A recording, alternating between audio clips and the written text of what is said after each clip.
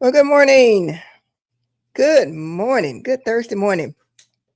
Glad you're here, whoever's going to be here. Um, we do the Texas 10 on Thursday morning. And y'all already come here because you know the what. On Thursday morning, I kind of help you understand the why behind it and what it means for us as Texans. Hi, I am Dorothy Burton. If you haven't been here before, welcome. If you have, welcome back. I'm glad and blessed to do this every Thursday morning. So we talk about the top 10 stories I look at from various sources, what's going on in Texas. And for those of you who are new and have not been exposed to this before, the reason why I started doing this, number one, is the Lord purposed me to do it, first of all. And number two is the background and the unique background that he has given me to be in politics for so long as a Texas Republican, as a fifth generation Texan. And it's just been my life. And then he changed my life and gave me a new direction. And how many of you know that God uses everything in our life for his glory? So that's why I'm here. If y'all like it, fine. I ain't here for y'all really. I'm here to bring God glory and hope that we learn something on the way. So let's get started. Number 10, and we do the countdown. I do kind of like David Letterman. I hope y'all have I got my tea. I hope you have your coffee, have your tea. And then after I do the countdown, we're going to talk about the stories. And I want to hear your thoughts. I want to hear your opinions. And let me just say this right off the bat, y'all. I'm going to say this right off the bat. If you're MAGA, this ain't your kind of party. This is not for you. Okay? Y'all got Joe Rogan, y'all got all kinds of people out there. But we don't do MAGA here. You know, we just don't. I don't. So I see everybody's comments. Those who are subscribed to the channel get to comment, and I get to see all of them. And those who are members of the channel, y'all's comments get displayed for the world to see. Not just me.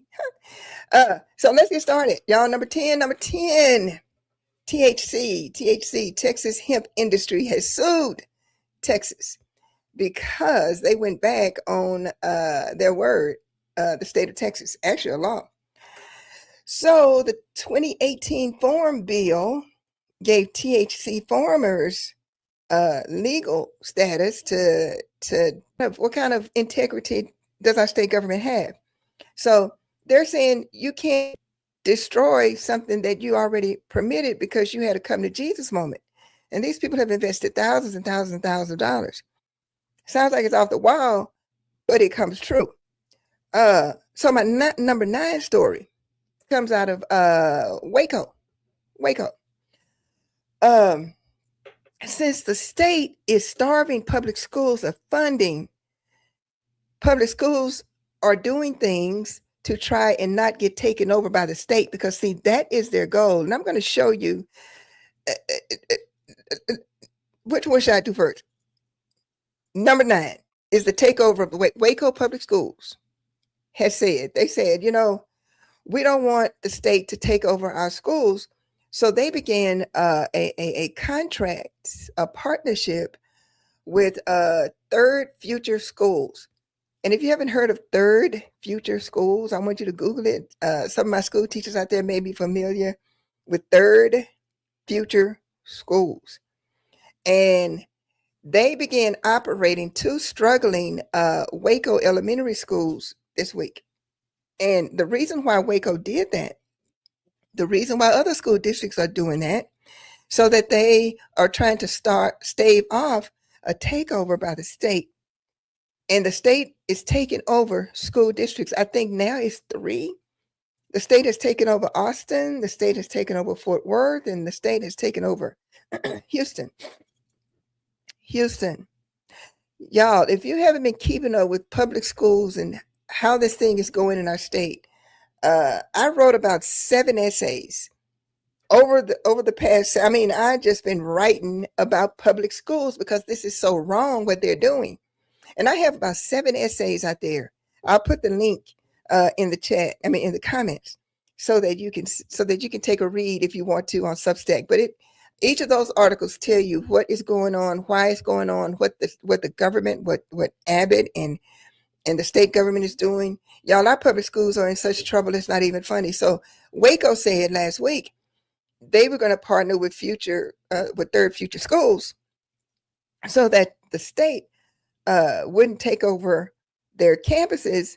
They said, no, let us try to improve our scores. Let us try to improve our standing. So that's why they did that.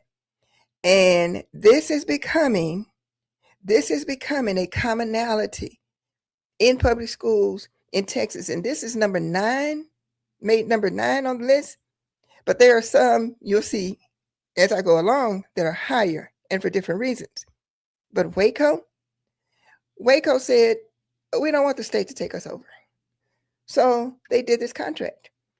And why does that matter? Because public schools are in it for themselves. And if you have kids that is in public schools, like I was reminded this morning by my friend Renee that Duncanville started today, I do not believe that parents have a clue as to what a crisis this is in public schools, and how Greg Abbott and his legislature, and I say his legislature, but we already know Greg Abbott is bought and paid for.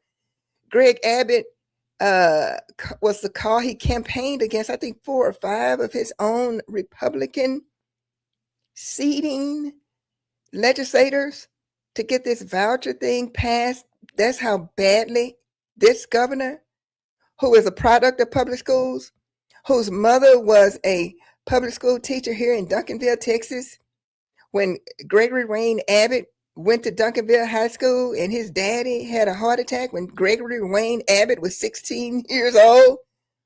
He had a brother that died at 10, I think, and Greg has an older brother.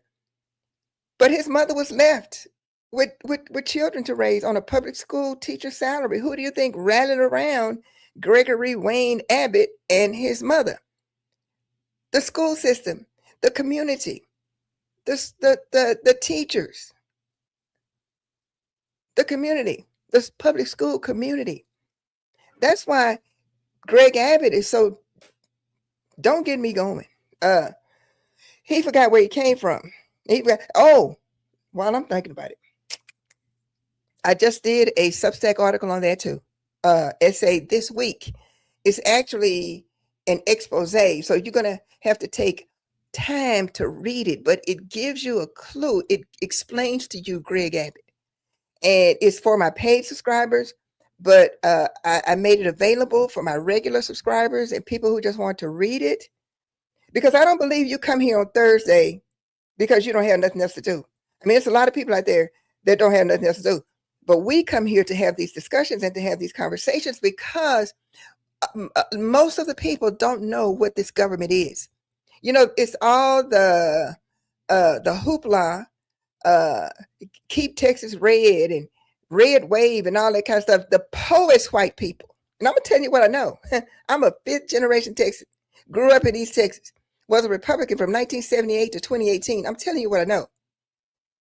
These people don't care about them poor-ass white people down there in rural East Texas. They don't care about y'all. They're using y'all. They don't care.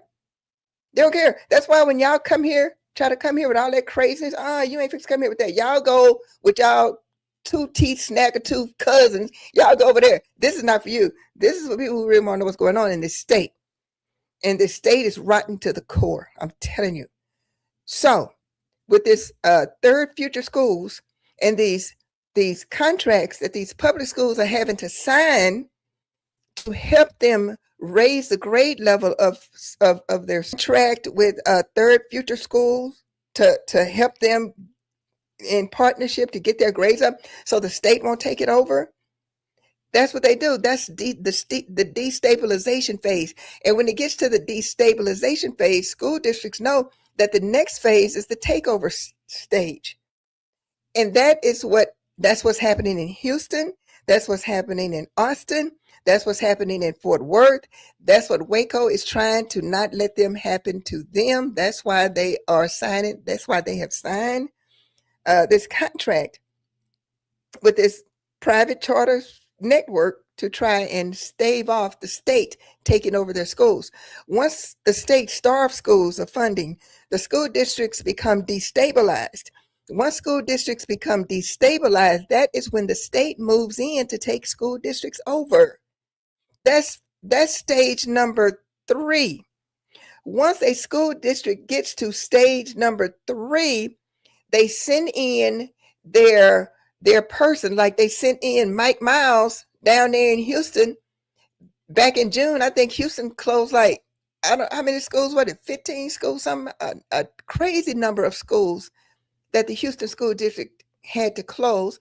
Mike Miles was sent in to do just that. That's what they do. That's what this state does. Once they starve a school district of funding, the school district becomes destabilized. Once the school district becomes destabilized, that gives them, the state, Greg Abbott, with his agenda to point fingers at that school to say, see, public schools are no good. See, public schools aren't educating your children. See, public schools are horrible. Well, they're horrible because they starved them of funding. They have destabilized the schools, and then they come in and they take them over. They come in as the God to save the school, but really they're not saving the school. And because what they want to do when they come in and take it over, they have an agenda. And in Texas, that agenda is right-wing Christian nationalism agenda. I wish I was lying. I'm not. When I told people that 2 years ago, they thought I was out of my mind. I know these people. Y'all, I was one of them for all of my adult life. I know how they think. I know what they're doing, and I know why they're doing it. So they come in and they reshape these schools. And when I say reshape these schools, they institute their own curriculum. They institute their own lesson plans. They institute their own testing. They do all of that. And it is based on a Christian nationalism agenda. That's what they do.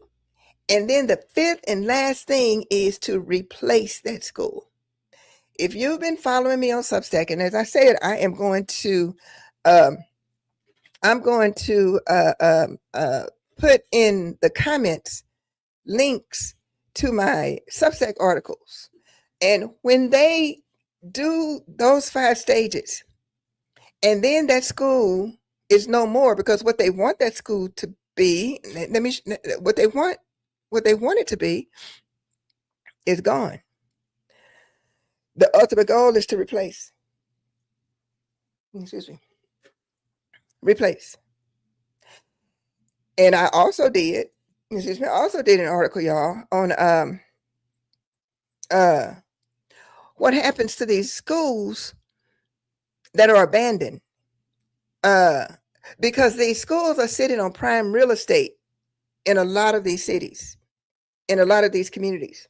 And these schools were built at a time out of materials and construction. They have amenities that now private investors want to turn into high dollar apartments or high dollar retail. That's what happens to these schools. When your school closed, you go, oh, they used to be a school. My daughter lived in one in Ohio. Beautiful. What they do to these old schools, because these older schools, they have hardwood floors, they have big, beautiful windows, wide hallways. They make beautiful apartments. So I want you to read that too, because I did a whole essay on that too. It's all about the money. Y'all, these people don't care about these kids in this state. I'm telling you, if you just moved here, if your kid just started public school, this is what you're gonna have to deal with. This is what you're gonna have to deal with. Number eight has to do with public schools too, because number 8 is Texas $1 billion voucher program was rolled out this fall. So for those who started school this fall, now, oh God, okay. Let me back up. And that's one of my essays too. Greg Abbott did everything he could to get this voucher system passed. Greg Abbott did 2 things to get 2 things passed that he wanted passed. Number 1 was that voucher program to the tune of $1 billion. He backstabbed 4 or 5 of his seating fellow Republican legislators because those legislators came from rural districts and they would not sign off on Greg Abbott's attempt to privatize schools, in essence, to take money to this voucher program, because that's what it's doing. It's taking public money to privatize and give to private Christian or religious schools. So Greg Abbott went against 4 or 5 of his legislators, Republican, because they wouldn't go along with that voucher program. Because in rural areas, and we talk about this all the time, and I'm going to keep talking about it because this is probably the most important thing that's happening in Texas right now, is our school system. And I keep saying it over and over, especially for rural districts. Now, I know that rural districts are typically red districts, but let me tell y'all one thing. They don't care about you. The legislators that were there fighting for those rural school districts are the very legislators that Greg Abbott went after to get their seats because he didn't give a damn about them or those kids. He wanted what he wanted. So he ran candidates against these Republican legislators so that they could be booted out, so that the people he funded, and funded he did, because Greg Abbott got millions and millions and millions of dollars, not only from Yass up in Pennsylvania, but the Wilkes brothers out in West Texas. And, he in 2 things. He in a wheelchair and he in a pocket, Greg Abbott. Yeah. So those legislators got defeated because they were not going to turn on their school districts. I'm from Jefferson, Texas. And in those small towns, y'all, the school district is the biggest employer. We've said that before. So those legislators who was representing those districts said, we can't turn on our people like that. Greg Abbott said, hell, I can. So he got people to run against him. That's how that voucher deal passed. It passed. Talarico was down there fighting against it. It passed. Bunch of us fighting against it. It passed. To a tune of $1 billion. Now that's $1 billion that could have been going to and should have been going to our public school system. But no. And then this past summer, let me tell you how Greg Abbott works. There is a curriculum, the Bluebonnet curriculum. And I'm going to get to that because this is on my list too. Because I'll get to that. But there's this curriculum, Bluebonnet curriculum. It's like 2 tracks, y'all. The voucher system, because they want to give this public money to private, principally Christian schools. And then the Bluebonnet curriculum. And then this Bible curriculum that they just passed that's going to go into effect in 2030. I did an essay on that too. So the money, the vouchers, Bluebonnet. Bluebonnet is a Bible curriculum that passed. And the state said to public school districts, you don't have to adopt this Bluebonnet Bible-based curriculum for your school. That's okay. But if you adopt it, we'll give you $60 per student if you adopt it. This is money they should have had all along. To me, this is bribery. But this is how this government works. This is how Greg Abbott works. And even to get that Bluebonnet Bible curriculum. Now, y'all think I love God. I do. Look, y'all see my teacup right here? My teacup say DTS, Dallas Theological Seminary alum. I love the Lord, but I also love truth. And I hate, because I understand politics so much, and I hate to see what they're doing because I know what they're doing. So this Bluebonnet curriculum never would have been instituted. Again, it goes back to how Greg Abbott works. And I want y'all to take the time, not only my paid subscribers, I made this free for everybody. It took me a whole day and a half to write that expose on this governor. And it's called Power But No Peace. Texas, behold your governor. If you are new here, If you are now interested in politics, if you don't understand how Texas works, please read it, because this is who Greg Abbott is. This is who he is. The Bluebonnet curriculum that passed, that says to school districts, you don't have to use this Bluebonnet Bible curriculum, but if you do, we'll give you $60 per student to use it. Now, these school districts are already starved for cash. So what do you think these school districts are going to do? They're going to take the money, the $60 per student. It's like bribery. Even before we got there with this Bluebonnet curriculum, it was before the State Board of Education. I want you to hear me, because this is how it works here. The State Board of Education has to approve curriculum for every public school district in the state. This Bluebonnet curriculum was before the State Board of Education. I think it was maybe 2 summers ago. Aisha Davis, who is from Dallas, was on and I want you to follow this story, because I really want y'all to understand. I want you to understand that's why we do this. Like I said, all them other clickbait stations and all that, this ain't that. This ain't that. So Aisha Davis was on the Texas Board of Education.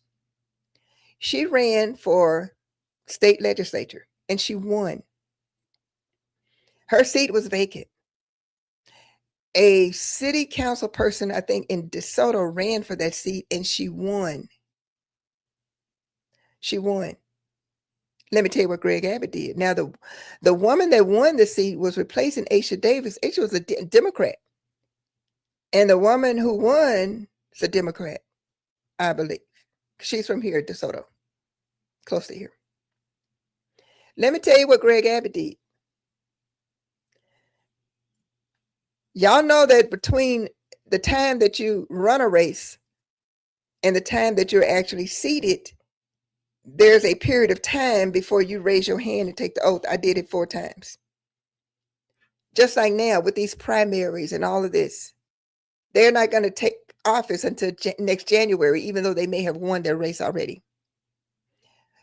When Representative Davis went off to take her seat in the legislature, leaving that seat vacant, they had an election. A woman was elected, but before the woman who was elected could raise her hand to take the oath, between that time, guess what Greg Abbott did?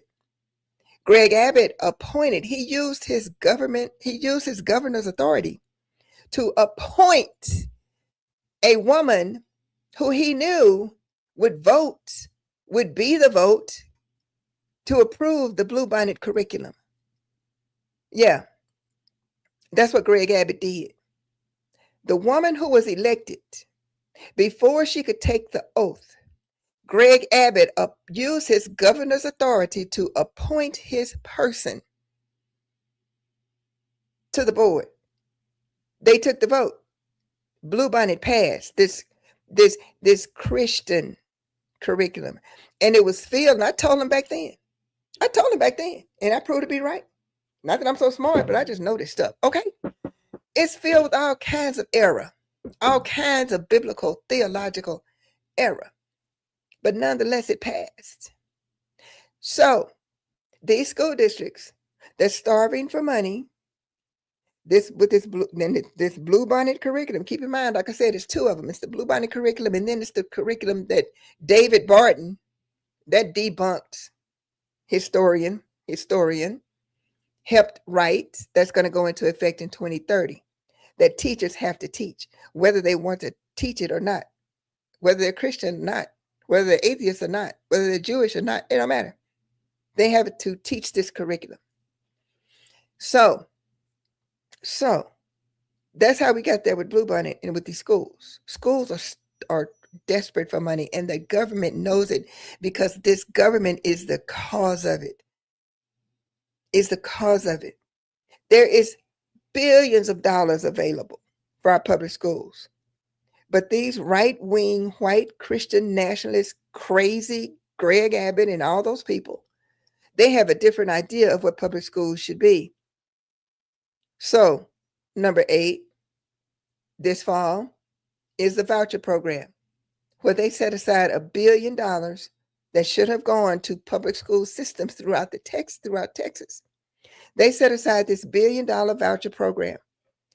It was overwhelmed by students, parents, and the thing about it, when we said it last time, it's available for students even attending private schools already. And the argument was made, as James Talarico made the argument last year, over a year, many of us, that these parents who can afford to send their kids to these schools, these private schools anyway, they get an extra $10,500. Hey, that $10,500 is going into a vacation account, a summer vacation account, or going into, a college account or something. Yeah. So it rolled out this fall, like today. This school period, the fall. This $1 billion private vouchers for public schools, for private schools, taking it away from public schools. 85,000 students statewide got these accounts, got part of this $1 billion. 121,000 remain on the waiting list. So 85,000, it's going to be interesting to see where these students come from in these school districts, because, money is tied to attendance, right? So if the kids aren't there, which the state is siphoning off from public schools to, remember I showed you, to destabilize them so that they can swoop in and take them over, so they can swoop in and eventually close them down. So 85,000 students statewide are bam, out of the public school system this fall.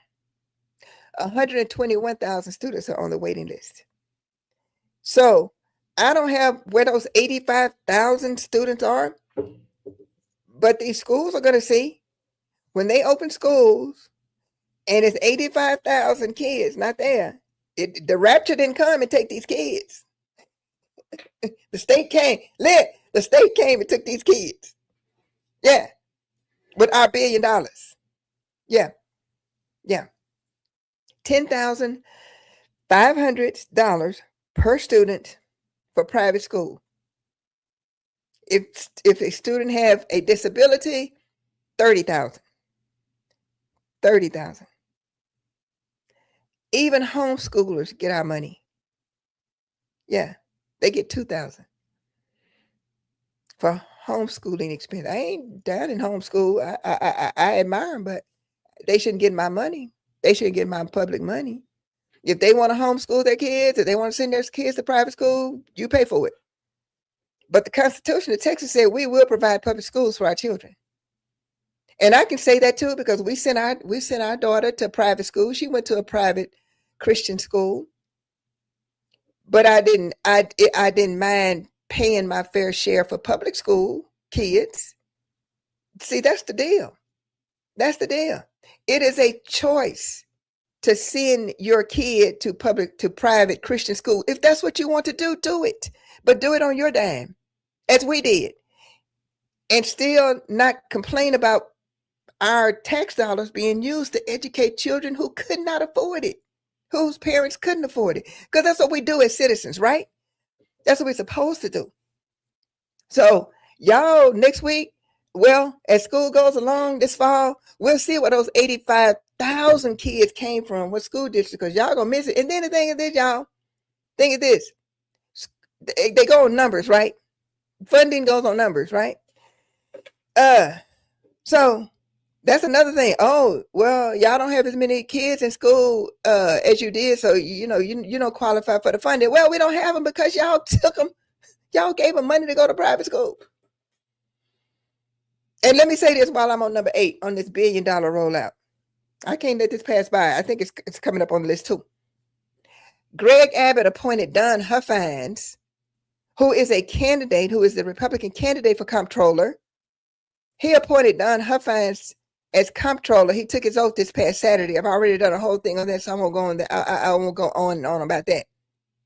But he needed Don Huffines in as comptroller before the election in November. Now he has a Democrat opponent running against him for comptroller. But since this $1 billion voucher program was being rolled out, the guy that was the comptroller, he had stepped down to take a position as, I think, something. No, he ran. That's right. And Huffines beat him as in the Republican primary. Yeah. Well, the guy that was there stepped down, and then that's why it created an opening, and that's why they had the race for the two Republican candidates, Huffines being one. And Greg Abbott supported, ironically, Don Huffines' opponent in the primary. Because, see, Don Huffines has run for governor before against Greg Abbott. Don Huffines served as a one-term senator from here in the Dallas area. Then he got, he a little bitty man, but he got a real big ego. So he challenged Greg Abbott for governor, and it was not a nice race. So people were shocked. Some were. I wasn't. Some were when he appointed Don Huffines as comptroller. See, the enemy of my enemy is my friend. You see, as long as they hate the same people, they cool. That's why MAGA is so wrapped around, Trump, because Trump hates the same people they hate. The same way Abbott works. Huffines hate the same people he hates. So he appointed Huffines as interim comptroller. Huffines is a Republican candidate. Huffines he got appointed in July. He took the oath Saturday. The election is in November. Even if Huffines were to win, he wouldn't take the oath of office until January. Whoever the new comptroller is, even if it's the Democrat candidate. So Abbott appointing Huffines, a candidate to comptroller, he has until from July to January to implement what he has publicly stated is his Doge Texas agenda. Abbott knew that this $1 billion was due to, by action of the legislature, to be rolled out this school year. So he needed somebody to oversee the rollout of this $1 billion voucher program this fall. And he needed somebody as ruthless, as scoundrelous as he is, even though this man has run against him before as governor. So he appointed Huffines. Huffines took the oath Saturday. Huffines has declared part of his agenda as a candidate, and he still is a candidate. We have not seen that. See, this is how dirty these people are. He's still a candidate, but he's also now the comptroller, acting comptroller. So he's acting comptroller and candidate for comptroller at the same time. Where they do that at? Where? Nowhere but Texas. Because why? Because Greg Abbott has the authority to do it. That's why. And he needed somebody just like him, as ruthless as he is, as what's the word I'm looking for? They as scrupulous. They have no scruples, as he is, to oversee this $1 billion rollout. And that's what Huffines is doing. Yeah. So, number 8 is the voucher program that we've been talking about for 2 years now. It finally happened this fall. The state is using $1 billion of our tax dollars, of public dollars, for private schools, private Christian schools, homeschools, while they let public school districts starve, to destabilize them, to dismantle them, and to do what they want to do once they do what they are doing with these public schools. And you see it. As I said, you see it in Austin. You see it in Houston. You see it in Fort Worth. And these public school districts know that they're on their own. They're not going to get any help from the state. They're not going to hear from it. That's just like Ukraine waiting to get help from Trump and this administration against Russia. Ain't happening. That same thing. Yeah, with Abbott. Yeah, in public schools.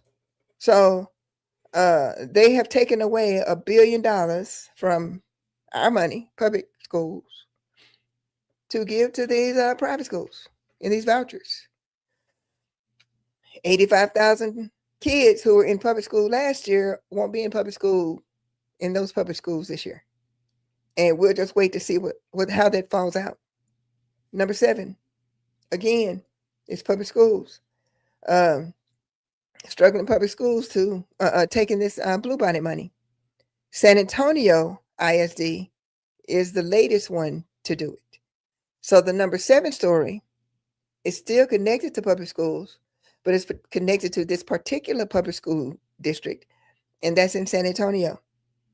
Because San Antonio begrudgingly voted to pilot the Bluebonnet curriculum in their schools, of their 3 elementary schools. Why? Because they're trying to improve ratings. They're trying to buy time to improve their ratings, to bring their scores up. Why? So the state won't take them over. Y'all see, this is the kind of thing that we're dealing with. Schools, public schools are on their own. So they're having to do these things to stave off takeover by our own government. So San Antonio is the latest school. They voted, San Antonio ISD School Board voted to pilot this Bluebonnet curriculum in 3 of their elementary schools. 3 of their elementary schools that didn't have decent grades. Yeah. So why? Because, as I told you before, the $60 per student comes with that. So that's why San Antonio at number 7 story decided to do that. Yeah. To avoid their school system being taken over. Waco, remember I said, that's further on the list, contracted with a private charter school. Future 3 schools. I think that's, 3rd future schools. San Antonio chose to, they had to go and take the bribe. Because that's what it is, y'all. It ain't nothing but a bribe. It's a bribe. It's a bribe. A bribe from the state. Yeah. You implement this Bluebonnet Bible curriculum and we will give you $60 per student, school districts, if you do it. But if you don't, no big deal. You don't have to. You just ain't getting no money. That's the gangster mentality we working with Greg Abbott and his cabal. Yeah. Number 6, I talked about it before. It's rising, and y'all need to keep an eye on it. It's this Midland school district. Midland. Midland is challenging Robin Hood or recapture. Most people know about Robin Hood that was instituted under then Governor Ann Richards to equalize funding in public schools. See, we've been fighting this public school thing for a long time in Texas. So Ann Richards, bless her heart, she got Robin Hood passed under her administration. It's called the technical name is recapture, and those who are in public education know what I'm talking about. So wealthier districts, basically the wealthier districts send money, tax dollars, to Austin. Austin recaptures those funds, hence the name recapture, and then they supposedly are supposed to disperse those funds to low-income school districts to even out funding. That was the sense of it back then. Midland is saying, now we know that Midland is out there in West Texas with the West Texas billionaires. Tim Dunn is out there. Tim Dunn lives in Midland, I think. The Wilkes brothers, they don't live in Midland, but they're West Texas billionaires. Okay. So Midland is saying, we're tired of sending our money to Austin to give to these poor school districts. Now, This year alone, and and keep in mind, Midland sends millions because Midland collects millions because they have what? They have those oil fields out there. That's where the Bush family come from. West Texas and Midland, that's where the money is in Texas, in oil. So Midland is saying, no, we're going to challenge Robin Hood. And see, Robin Hood has been challenged before, I think a couple of times before, but it failed. However, the legislature now has changed the language. A lot of people didn't know that. They did it quietly. They've changed the language of recapture to make it easier for school districts to sue. So that's what Midland is doing. So Midland this year said that they are going to collect $313 million in property taxes. And of that $313 million, they're going to have to send 83 of that $313 million to the state for recapture. I don't know. I think I'd be pretty mad too. They're going to collect this year $313 million. Under Robin Hood, they have to send 83 million to the state. They said, we're tired of doing this because I gave a figure last week. They have given over $1 billion to the state, Midland, because they collect so much in property taxes because they're so rich. However, they are going to use the argument that 60%, part of their argument is going to be, they need to have local control themselves because 60% of their students are economically disadvantaged. You can just about bet those are the Hispanic kids that are there in West Texas. It ain't the white rich kids. It ain't the white oil kids. So they're going to use the poor Hispanic kids to say, wait a minute, we're sending all this money, but 60% of our students are economically disadvantaged. Yeah, so they get to use those poor Hispanic kids. Yeah, to say, we need our money because, 60% of our kids disadvantaged. So this is probably going to stay on the list. As I said, it was number 10 when I first put it on the list. It has risen in my mind to number 6 because this thing is moving pretty quickly. They have filed a lawsuit and it is going to go up to the Texas Supreme Court. I said that before.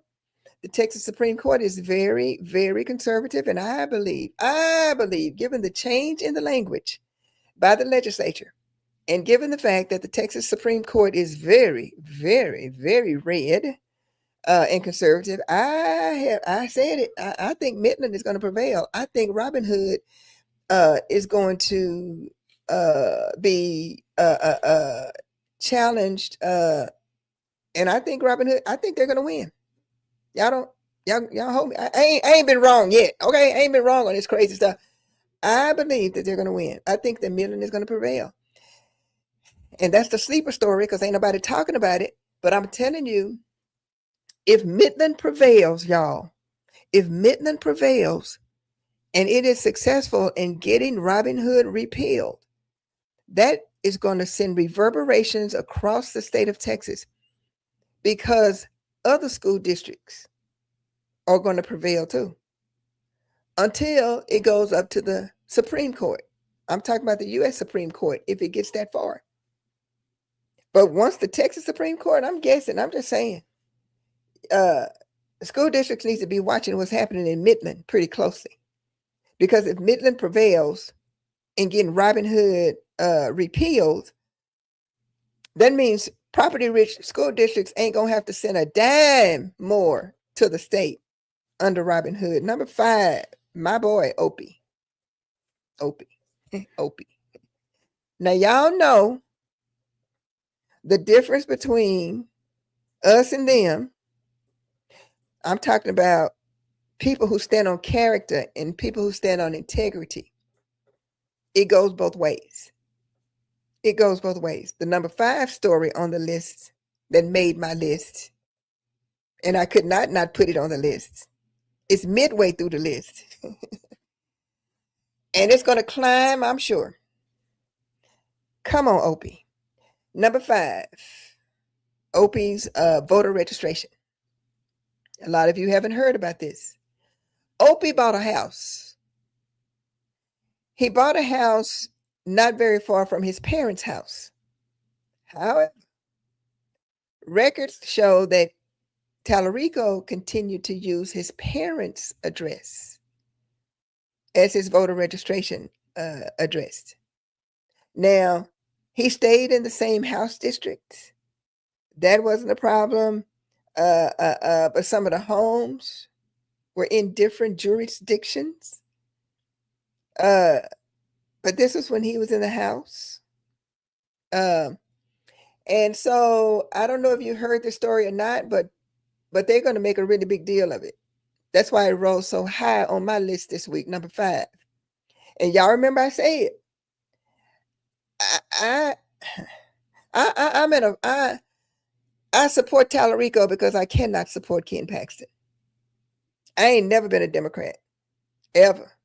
I ain't never been liberal, ever. Paxton is so distasteful, so distasteful. And when I walked away from the Republican Party in 2018, after having been a Republican since 1978, part of the Reagan Revolution in college, I bled red. So I ain't sitting up here as a liberal. I ain't that. But what I did say is that I support Talarico because Talarico is the better candidate by far over Paxton. But I'm going to hold Talarico to the same standard that I would hold Paxton. And if Talarico voted using his parents' address, he need to come clean about that. And he needs to address it. Because we can't hold people to a standard that we're not willing to abide by ourselves. So, this is a legitimate story. And I don't avoid legitimate stories because I happen to support the candidate. I don't do that. I ain't here for that. Not. And I said it from the beginning. Y'all know I did. I support Talarico because. But if Talarico does something that Talarico needs to be called on the carpet for, I'm going to call him on the carpet for it. And I'm calling him on the carpet to this. He needs to address this. He needs to address it. And he needs to explain it just as plainly as he explains everything else. Yeah. Yeah. Yeah. You don't never, ever, ever give your opponent a reason to come back on you. I say it all the time. Fix your past so that nobody will ever have fixture over your future. So he's a stand-up guy. And we're going to trust that he will address this post haste. The number 4 on the list is, y'all, it's Tarrant County trying to eliminate 140 election day polling places. Y'all, they are trying to do, and I say they, I'm talking about MAGA and the Republicans. That's what I'm talking about. Let me get back on them. I done been on Talarico. Let me get back on them because they deserve to be got back on this.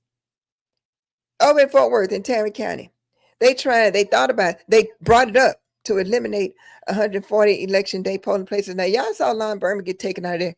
Lon Berman was a stand-up representative over there in Tarrant County for years. And as I watched that man being carried out the way he was, it just broke my heart. Because I remember a time when Tarrant County wasn't like that. I remember the time when it didn't operate like that. When Glen Whitley was the county judge, Glen Whitley would have never, ever done anything like that. But O'Hare is not a Whitley. And so they wanted to eliminate, they have discussed, and they're going to bring it back in September, I think, eliminated 140 election day polling places. They wanted to reduce it from 316. I want to make sure I got the number. From 316, y'all get this, from 316 places to 176. Early voting locations from 50 to 42.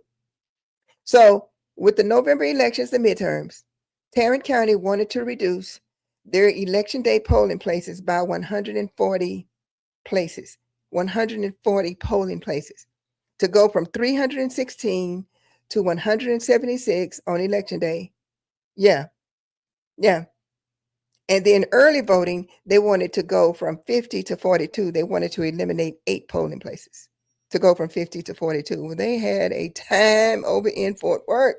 And if you haven't seen it, you have to take a look at it. Get on Chris Tackett play. And if you're not following Chris Tackett, Tackett, on Facebook, I highly recommend that you follow Chris, because he don't miss nothing over in Fort Worth. Former school board representative in Granbury, very, very active in Fort Worth. So follow Chris Tackett on Facebook. But this was just horrible. So Tarrant County, they did all that. Lon Berman got taken out, and so they put it off. They postponed the votes. And I said last night that Tim O'Hare, who is the county judge now of Tarrant County, and for those of you who are not familiar with Texas, Texas operates this way. There are 254 counties in Texas. Each county has what's called a commissioner's court and a county judge. No matter how small that county is, they all have the same. They have a commissioner's court, they have 4 commissioners, they have a county judge. On the East Coast and West Coast, they may refer, on the East Coast, I know they may refer to it as the county executive. And they do on the East Coast, I know. The county executive and the county judge are the same. In Texas, it's called the county judge. They have no judicial authority. They are the chief executive officer of the county, and they sit and preside over the commissioner's court. And the commissioner's court are like the board of directors. They approve budgets, they do all that. So Tim O'Hare, y'all, is the county judge. And he is the one that directed Berman to get carried out. And he is so racist. And I say that with every confidence in the world.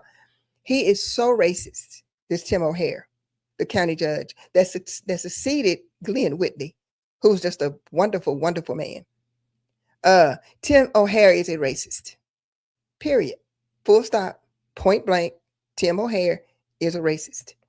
Tim O'Hare was the mayor of Farmers Branch. When Tim O'Hare was mayor of Farmers, see, this is how far back this goes. See, that's why it pays to have institutional knowledge and to be a former Republican in the same circles with these people, because I was in the same circles with these people. Tim O'Hare's a racist. When he was a mayor of Farmers Branch, and I had to go back and get it, because see, y'all know I bring mine. When Tim O'Hare was mayor, he fought against renting apartments to Hispanics. I know that's hard to believe today, looking at Farmers Branch and their population and the city that it is. But when Tim O'Hare, the same man who's now county judge in Tarrant County, was mayor, he fought against renting to Hispanics. And y'all, this thing went all the way up to the Supreme Court. Let me show you what I'm talking about. This is when Tim O'Hare, let me see which one I want to start with. Let me start with this one. This is from the Dallas Observer from June 2012. This is Tim O'Hare talking. To reverse the alleged decline in property values and the perceived overcrowding of public schools caused by an influx of what O'Hare described as, quote, less desirable people who, quote, don't value education and don't take care of their properties, the council required every apartment complex in town to verify that its tenants were here legally. Now, that was Tim O'Hare, and that's in 2012. Now let's continue, shall we? It continues. This is Tim O'Hare talking. My family has been here since 1956, and almost everyone I consider that I consider family lives here. I don't want us to have to move. I don't want to have to live somewhere else.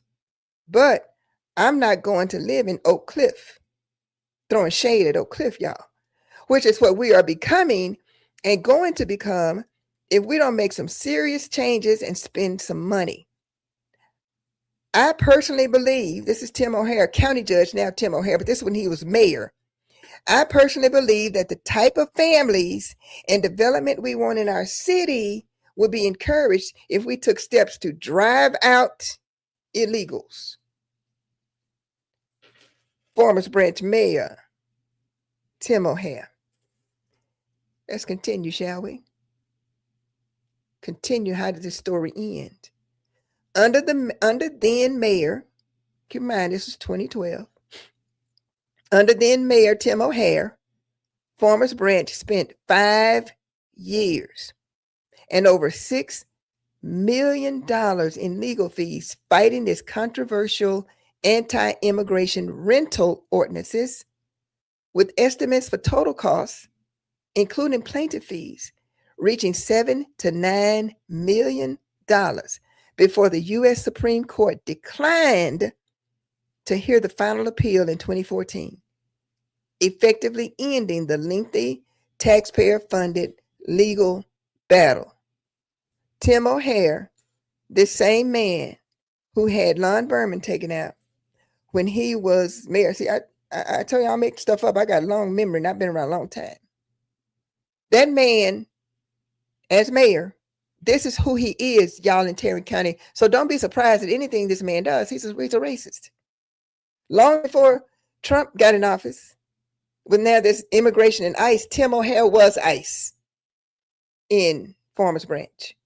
He ended up costing Farmers Branch between $7 and $9 million, fighting all the way up to the U.S. Supreme Court to keep Hispanics from renting apartments in Farmers Branch. That's who Tim O'Hare is. So don't be surprised at anything this man does. He is racist to his core.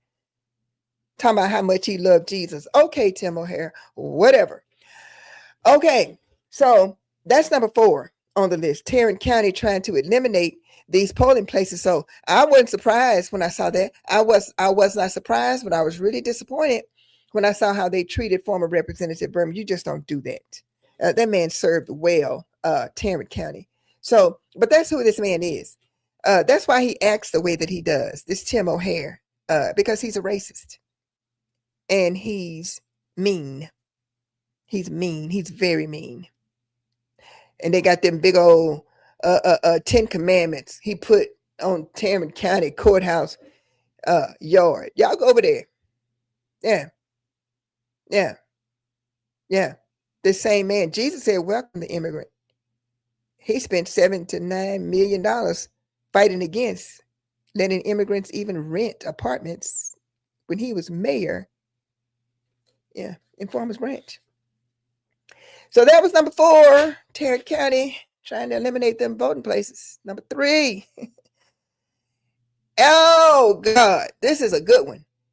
That son of a gun, governor, y'all. That man spent the state of Texas, I think, spent $3 billion. $3 billion in tax breaks getting these data centers here. So number 3 on the list. Abbott ain't backpedaling. Abbott back rolling. Look on these data centers, because when these rural white Republicans got all up in his face because these data centers are taking so much electricity, so much water, and damaging their livestock. If that had been in the hood, if them data centers had been in the hood, or if them data centers had been in urban places, oh well, Greg Abbott wouldn't have cared at all. He wouldn't have cared if y'all had. He wouldn't have cared if people didn't have, decent running water. He wouldn't have cared if their electricity bills had gone up. He wouldn't have cared about that. But when them white rural Republican farmers and ranchers got all up in his face. Oh, now he backpedaling. He back rolling. Yeah. So he's directed the PUC and he's directed ERCOT to audit now all of a sudden these data centers. But this is like way down the road. These people are way down the road. I mean, he rolled out the red carpet. He rolled out the red carpet. He went looking for recruiting, offering incentives for these data centers to come to Texas. Greg Abbott did. He did that. He did that. Celebrated the investment, all of that. All of that. He did all that. Until those people got up in his face. Because the grid can't handle it. The water table can't handle it. Because when you get out in West Texas, where water is a real shortage in West Texas, and you get out there in East Texas, yeah, they got a lot of, and even here in North Texas, even like Hood County, going to Coppin, they got all of this land, but it would decimate their ranches, their farms, their livestock. And in West Texas, where water is already a problem, these things take millions and millions and millions and millions and millions and millions of gallons of water. So Abbott is backpedaling, back rolling real fast on this. But it wasn't anything that Greg Abbott would have done on his own. Because see, that's not who Greg Abbott is. Greg Abbott don't care about people. Greg Abbott care about money. Greg Abbott cares about money and he cares about power. He don't even care about these rural people. Hell, he knew where these centers were going to go. He knew exactly where these centers were going to go. But yet and still, he kept rolling out the red carpet. He kept rolling out the red carpet, welcoming them until these people got in his face. And if those people had not got in his face, Greg Abbott wouldn't have given two shits one way or the other. He just would not. But see, he knows that this is his base. And he knows that Paxton ain't very popular. And he ain't very popular. The one that's running, of all of them that's running, guess which one is leading in the polls of Republicans? And that's that little squirrely Huffines. Yeah. He's more popular than Abbott. He's more popular than Patrick, you know. Abbott wouldn't have cared. And since Gina Hinojosa is making it front and center with these data centers, other than that, Greg Abbott would be just like Donald Trump saying, oh, it's pure gold. All of us going to get rich. But these people are here because of Greg Abbott. Greg Abbott went out. He went out and recruited these people, telling them how wonderful Texas is, telling them what a wonderful business environment Texas is, telling them that Texas had an abundance of land. Texas had an abundance of resources. Texas has abundance of water. Texas has abundance of capital. So what did he do? To the tune of about $3 billion in tax breaks and rolling out the red carpet. This is Greg Abbott's doing. Here they come. These data centers. I have a Substack on that too. I'm going to leave all these links, y'all, in the comment section so that you can read this stuff, because this stuff is unbelievable. But we as Texans are going to have to live with this for decades to come. So that's number 3 on the list. Abbott is putting on the brakes with these data centers, not because he wants to, but because he's been forced to by these rural people. Thank God for them, but they ain't having it. Number 2, this just came up yesterday, I think. New Mexico has filed suit against the Justice Department. Why? Because they filed a federal lawsuit against the Justice Department because they said the Justice Department is hindering their investigation into Zorro Ranch. Now, we know this same Don Huffines that I've been telling y'all about, that's now the comptroller, that was a one-term senator, that's now the acting comptroller that took the oath Saturday. He owns Zorro Ranch, Epstein's ranch. Now, this lawsuit does not implicate him. This lawsuit is against the federal government and Todd Blanche as acting attorney general, because New Mexico is saying that the government, the federal government, is impending their criminal investigation of the Zorro Ranch, because some nefarious things went on at that Zorro Ranch. Supposedly, it's been said that there are bodies of young girls buried out there.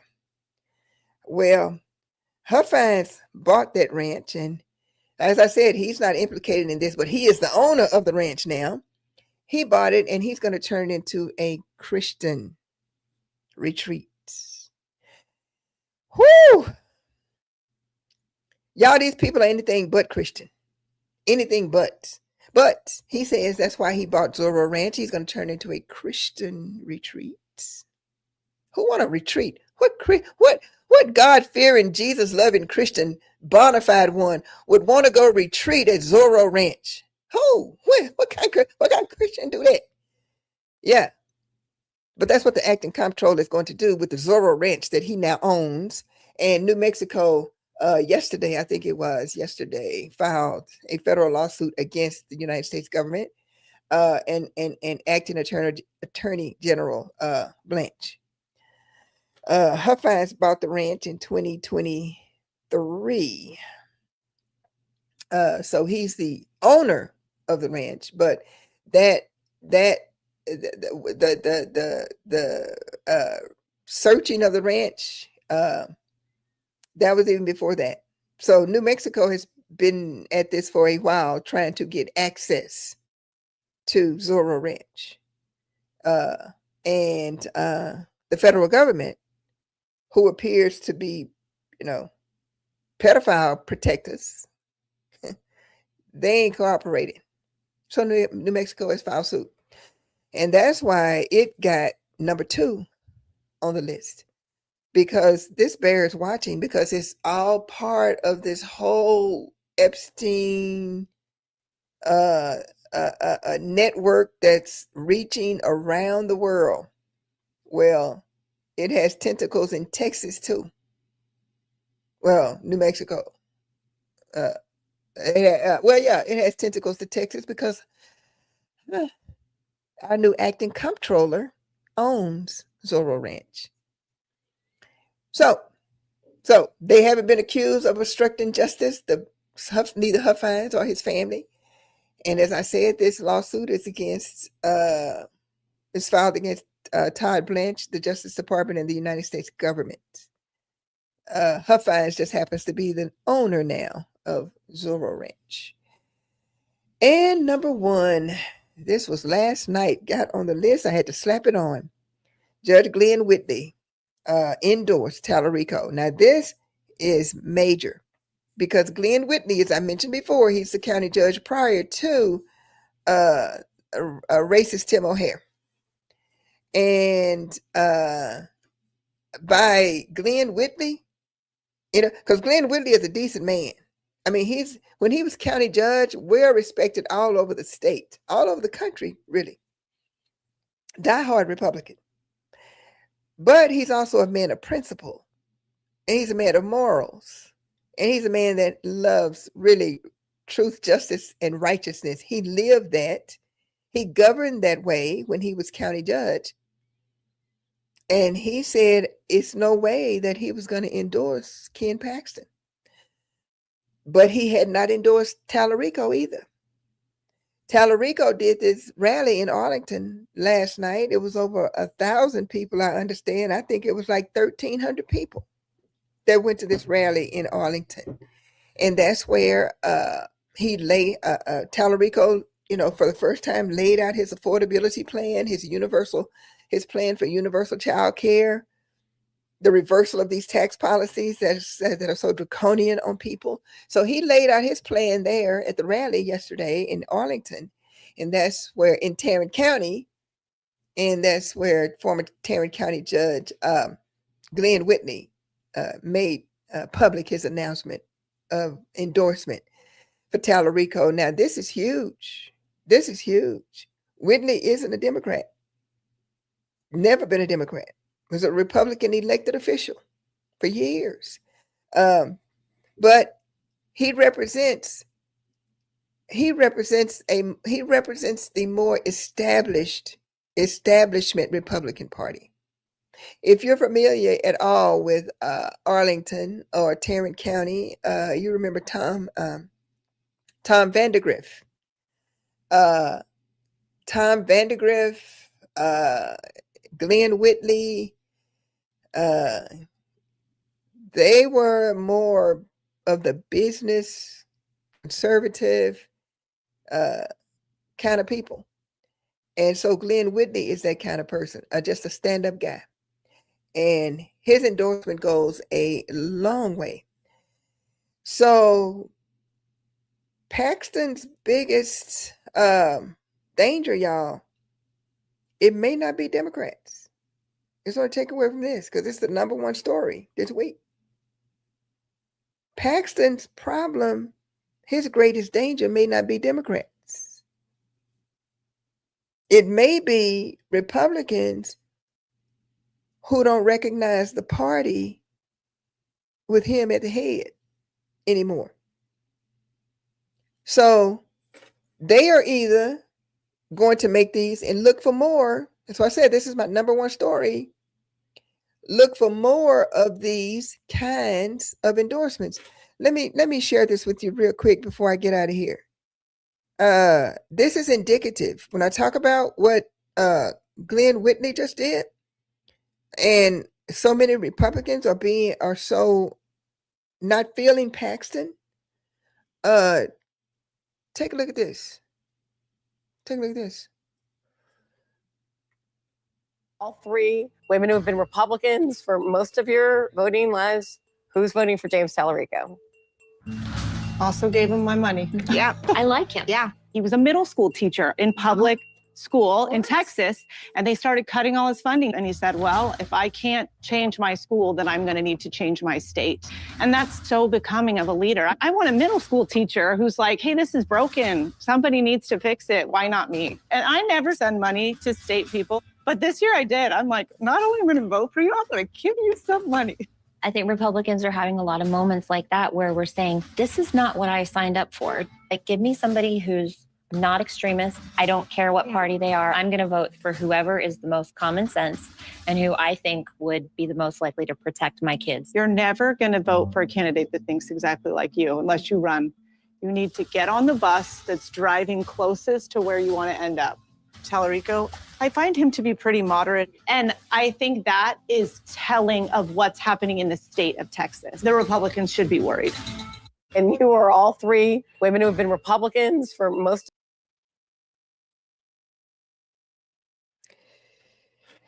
There you have it. There you have it. Paxton isn't.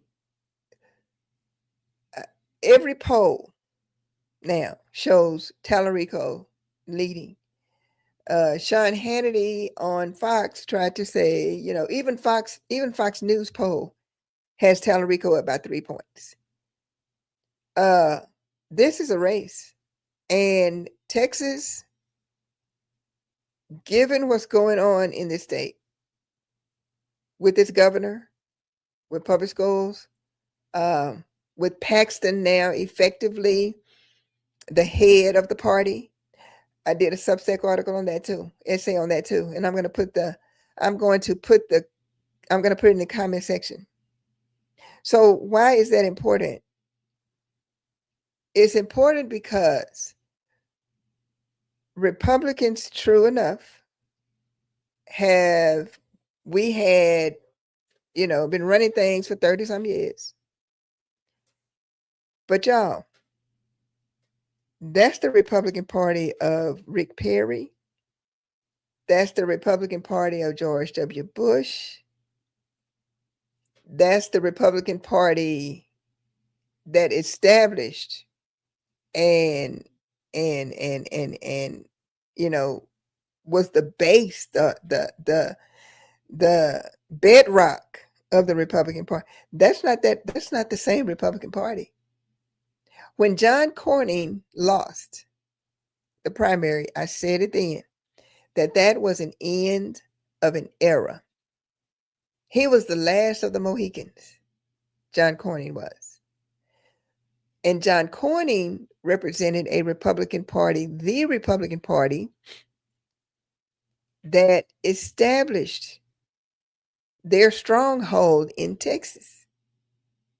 And by hook or by crook, Greg Abbott and these people, through gerrymandering, through legislative maneuvering, through all of these nefarious things, by hook or by crook, they were determined to hold on to that. The Republican Party that established that in Texas didn't have to do all that, and they didn't. Rick Perry, George W. Bush, whatever problems that you have with them as governors, they were not that. They didn't have to do all that. They knew how to work with people. They didn't have to gerrymander every 2 years. They didn't have to dismantle the public school system. They didn't have to bribe public school system. All of these things that Greg Abbott and this cabal has had to do to hold on to power, they see that slipping away. They see it slipping away. Because when Cornyn lost and Paxton won, that was the beginning of a new Republican Party. I don't believe that Republican Party, and I've said it before in many Substack articles, essays, I don't believe that Republican Party is sustainable in a changing Texas and in a changing America. We'll see. But with women like that, and with Talarico leading among Hispanics that typically swing conservative, as they did for Trump and as they have done for Abbott, those votes are now going to Talarico, the majority of them. And I said it back in December. Talarico has deep roots in the Hispanic community. He's like LBJ. When LBJ was a school teacher, he principally taught poor Hispanic kids. Talarico principally taught poor Hispanic kids. And the seat that he is running for is LBJ's Senate seat. A lot of similarities there.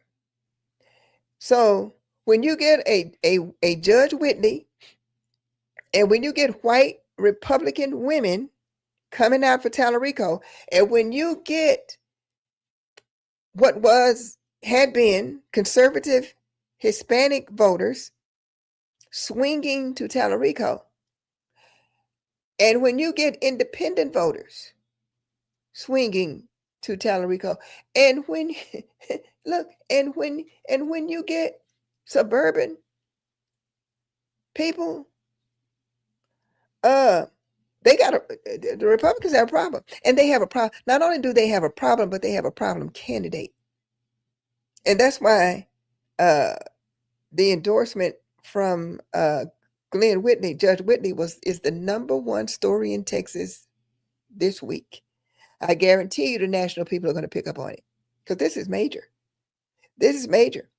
That, coupled with his lead among independents, among non-college educated whites, which is a bedrock of the Republican Party, non-college educated whites, conservative Hispanics who had swung for Trump and Abbott, now swinging to Talarico. This endorsement from Judge Whitley is part of a bigger story that's happening in Texas right now. And we'll see. But the momentum right now is with Talarico.